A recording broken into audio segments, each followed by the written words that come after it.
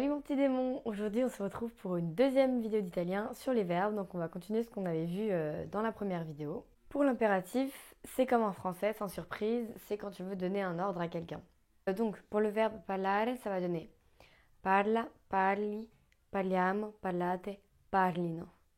Pour ce temps, il y a plein de formes irrégulières qu'il faut vraiment apprendre parce qu'elles sont un peu compliquées à saisir. Donc je vous mets pareil tout un dossier ici. Il y a quelques petites variantes qu'il faut savoir avec ce temps. Par exemple, si tu veux la mettre à la forme négative, tu vas garder le verbe à l'infinitif, tu ne vas pas le conjuguer.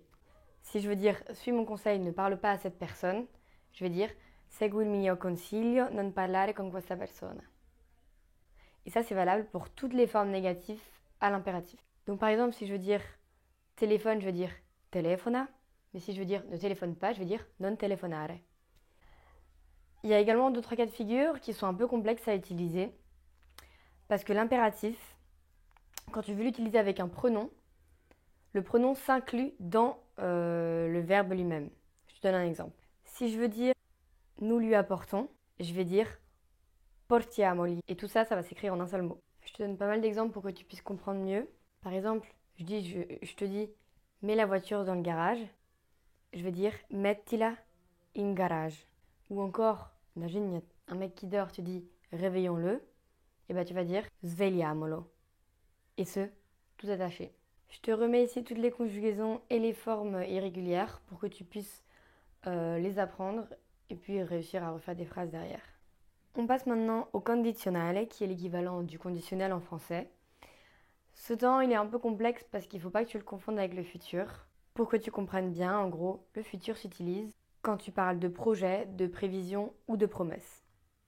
En revanche, le conditionnel, il s'utilise quand tu parles d'un désir réalisable ou non réalisable. Tu comprendras mieux, je vais te l'expliquer après. Quand tu fais une demande avec politesse, quand tu exprimes ton opinion ou encore quand tu parles d'une action future. Là encore, tu as deux formes. Quand tu parles du condizionale presente ou bien le condizionale passato, ou le condizionale passato est suivi d'un participe passé. Pour les verbes essere et avere, ça donne io sarei, tu saresti, lui sarebbe, noi saremmo, voi sareste, loro sarebbero. E pour avere, io avrei, tu avresti, lei avrebbe, noi avremmo, voi avreste, loro avrebbero. Et pour former le conditionnel passato, tu prends ton verbe conjugué au conditionnel presente auquel tu rajoutes un participe passé. Tu peux te référer aux irréguliers juste ici. Mais il faut que tu saches que ce qui est compliqué dans ce temps, c'est de savoir l'utiliser au bon moment. Je vais te montrer. Je vais te lire une lettre d'une femme qui parle à son conjoint, son amoureux, son amant, tout ce que tu veux, et qui lui reproche tout ce qu'il n'a pas fait pour elle. Dans cette lettre, elle utilise uniquement le conditionnel passato. Et tu vas voir qu'on l'utilise dans ce genre de situation où il y a un désir qui n'a pas été réalisé.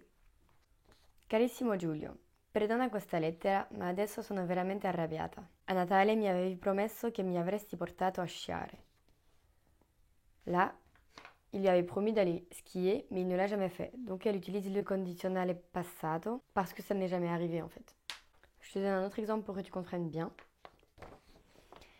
Mi avevi pure detto che tu saresti cambiato, che saresti divenuto più attento e sensibile. Bon, là évidemment il ne l'a pas fait, donc pareil, elle utilise le même temps. Voilà les cas principaux dans lesquels tu vas utiliser le conditionnel passato. Et pour le conditionnel presente, je te donne un cas et un exemple pour t'aider. Quand tu fais une demande avec politesse, par exemple, mi presteresti una penna. Quand tu parles d'un désir réalisable, ça donne prenderei volentieri un altro gelato. Quand tu exprimes ton opinion, questo libro è antico, dovrebbe costare tanto. Ou quand tu parles d'une action future ou bien passée. Futur, ça donnera ha detto che avrebbe cucinato lei et passé ha visto che sarebbe uscita più tardi. Dans ce cas-là, tu n'utiliseras jamais le conditionnel tout seul dans une phrase, il y aura toujours un autre verbe, conjugué à un autre temps.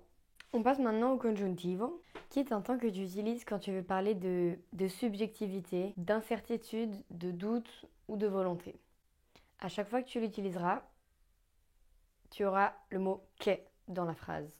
Par exemple, credo che Paolo stia sbagliando. Ou bien, ha l'impressione che io lo inganni. Ce temps, il est très complet parce que tu as un congiuntivo presente, un congiuntivo passato, un congiuntivo imperfetto et un congiuntivo trapassato. sans oublier les formes irrégulières. Toutes les conjugaisons sont ici, les formes irrégulières aussi. Attention à son utilisation. Tu ne peux pas utiliser le congiuntivo quand par exemple tu fais une phrase où il y a le même sujet. Par exemple, j'aimerais être plus intelligent. Mi piacerebbe essere più intelligente. Tu ne l'utiliseras pas dans ce cas-là. Par contre, tu pourras l'utiliser dans tous les cas où tu prends des verbes qui soulignent la dépendance. Par exemple, bisogna, occorre che, basta che, vale la pena che, pare che, sembra che, et j'en passe. Exemple, bisogna che Enrico si svegli presto. Toutes les formes impersonnelles, en fait, tu vas les utiliser au congiuntivo. Par exemple, è necessario, il est nécessaire, là tu parles, t'as pas de sujet particulier. È opportuno, è importante, etc. Par exemple, era impossibile che fosse così stupido. Là, congiuntivo. Tu vas utiliser aussi avec toutes les formes particulières comme chiunque, ovunque. En gros, tous les verbes qui expriment une opinion, des considérations personnelles, de la volonté, du désir, de la préférence, de l'espérance, de la peur, de l'incertitude, des doutes, des états d'âme, tu utiliseras le congiuntivo. Voilà pour cette vidéo. J'espère qu'elle t'aura aidé et que les verbes en italien n'auront plus de secret pour toi. Moi, je te dis à la prochaine et sur ce, la bise enflammée!